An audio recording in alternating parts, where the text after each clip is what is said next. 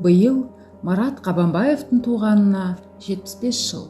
Марат Қабанбаев Шығыс Қазақстан облысындағы Қараүңгір ауылында дүниеге келген.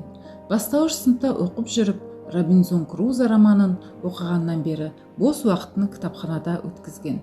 Сергей Миронович Киров атындағы Қазақ мемлекеттік университетінің журналистика факультетін 1975 жылы бітірген.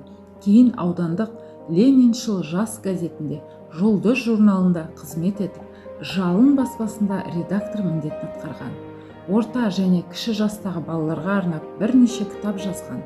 Оның Саяхатшы Тити повесінің жинағы, Горький вкус романы соғыс кезіндегі бақытсыз балалық шақ туралы шығармалар.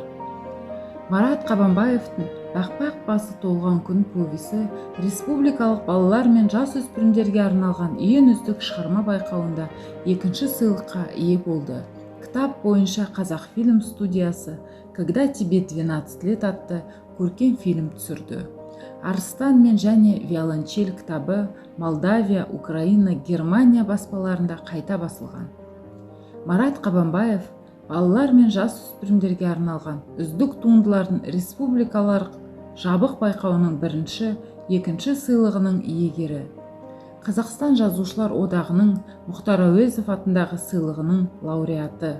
Вот он я, бывалый повесі үшін кітабы бойынша халықаралық кеңес тарапынан 2 жылда 1 рет тағайындалатын Ханс Андерсен атындағы құрмет дипломына ие болды.